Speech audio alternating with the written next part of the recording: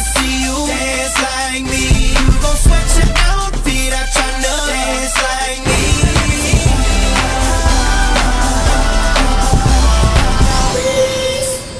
Like me.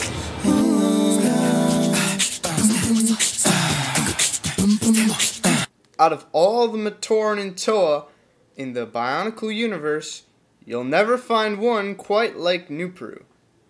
He created some pretty cool and powerful robots and inventions. He also displays a lot of enthusiasm as a Toa Inika and Toa Mari. It's time for another character study. And this one is going to be on the Toa Inika and Toa Mari of Earth, Nuparu. Nuparu was originally an Onumatoran working in Onumetru. He was an archivist and the Rahi Retriever official.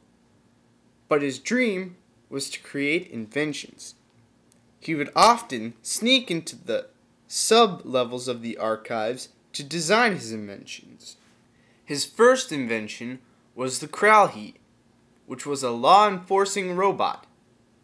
But it didn't work that well, and ended up being dubbed as Nuparu's Folly. Nuparu learned from his mistakes, and then created the Vaki for Makuta Tirdax, who was, of course, disguised as Turaga Doom. There were 8 different Vaki models made. 6 to patrol each metro, and then 2 for backup and really hard stuff that was tough to beat. Basically, they would patrol each metro and make sure that the matoran were working at their jobs. One day, while Nuparu was looking for Rakshi pieces, he found a leak in the archives, which could burst, causing liquid protodermis, or water, to fill up and flood the archives. He quickly ran to Toa Whenua for help, but ran into a Kraka, a shape-shifting Rahi. Then, Nuparu vowed that someday he would create a machine that would allow the matoran to defend themselves without the help of their fellow Toa. But soon he would be betrayed by his own machines, as the Vaki, under control of Makuta Tirdax, put all the matoran into matoran spheres, erasing their memory and decreasing them in size to only about 7 pieces. Thankfully, the matoran were saved by the Toa Metru, who sacrificed their Toa power and became Turaga. They then named the island Matanui after the Great Spirit himself. But no one was strong enough to fight Makuta when he took over Matanui. He then released dangerous Rahi to bring fear and hurt into the matoran life. The matoran and Turaga prayed that Toa would someday come and defeat Makuta. And thankfully, the Toa Mata came to Matanui to protect the matoran and Turaga. During his time in Matanui, Nuparu was a second-class engineer of the Marne Tunnel. Many Onumatoran trusted him to make inventions and machines that would help keep them protected and make their lives easier in Onukoro. Nuparu got his chance to shine during the Borak invasion, when Galak swarms invaded Onukoro, flooding it to the brim. Him, Onupu, and Taipu made sure all the Onumatoran and Turaga Whenua made it out alive. However, the 3 Onumatoran didn't make it out in time and ended up being trapped, while Taipu and Onupu tried to fight off the Borak swarm. Nuparu found a chronoless Galak who was totally inanimate. Nuparu then took out his tools and reconstructed the Borak, turning it into a matoran-piloted fighter.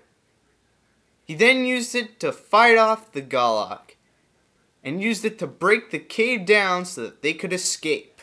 This new mechanical vehicle was named the Boxer, and it was being used everywhere by matoran of all types to fight off the Borak, while the Toa fought the Bareg twins in the bottom of Mangai. After the rebuilding, Nuparu made a few modifications on the Boxer so that the matoran could drive them again. The matoran also took the Boxers with them to Metru Nui so that they would defend themselves while the Toa Nuva were gone to face the Paraka. Long after his return to Metru Nui, Nuparu was called to help out Jaller, Holly, Kongu, Huki, and Matoro find the Toa Nuva, who were captured by the Paraka. They were accompanied by Takanuva. After taking a portal, they were totally separated from Takanuva and ended up in the realm of Karzanhi, an island where matoran were sent to be repaired. But they weren't repaired that well. The 6 matoran ended up being captured by manas, a familiar creature they had met in Matanui, and they were taken to meet the leader of the island, Karzanhi, who was a really insane dictator. Karzanhi then took their masks and replaced them with organic ones, then interrogated Holly. While doing that, the other 5 ran into the builder of the Toa canisters. They were then guided to the 6 new Toa canisters that were built. Nuparu then figured out what they were for. Before being trapped by Karzanhi again, the 6 matoran then jumped into the Toa canisters and drifted off to Voya Nui. The 6 matoran then arrived at Voya Nui. They tried to get out, but all of a sudden, lightning shot out of the red star and shocked right into the Toa canisters. Once the lightning stopped, the matoran walked out and realized they had evolved into Toa Inika. Nuparu became a Toa of Earth and collected the color scheme of black and light gray. He also got 3 cool weapons, and his organic mask given to him by Karzanhi became pretty powerful. His first weapon was a laser drill, which glowed red. He could use it to break down walls and channel his earth powers, which were interlaced with electricity. His second weapon was a Zamor launcher, which had a cartridge on the top, which allowed him to hold 4 Zamors instead of 1 like the Paraka could. Instead of antidermis, the Toa Inika used energized protodermis to reverse the antidermis virus. Unlike the other Toa Inika, Nuparu had his Zamor launcher shoulder mounted because of his third weapon, which were claws that were fused to his hands. He usually used these just for digging or scratching opponents. His new Kanoi was the Kanoi Kadin, the Great Mask of Flight, not to be confused with the Kanoi Miru, the Mask of Levitation. This mask allowed Nuparu to fly through the air, self-piloting himself without any guidance from wind. After learning that their faces glowed when they took their masks off, they ran into a river of lava.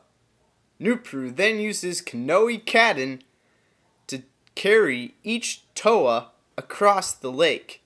He nearly dropped Holly into the lake, but Jaller used his Kanoi Callus to save her. After crossing the river, they met face to face with the Paraka and won their very first battle. After defeating the Paraka, they ran into the Voya Nui resistance team, which was a group of matoran devoted to stopping the Paraka's reign of terror. It was then that the Voya Nui resistance team gave the Toa Inika their protodermis Zamor launchers, which they would use to free the matoran from their programming.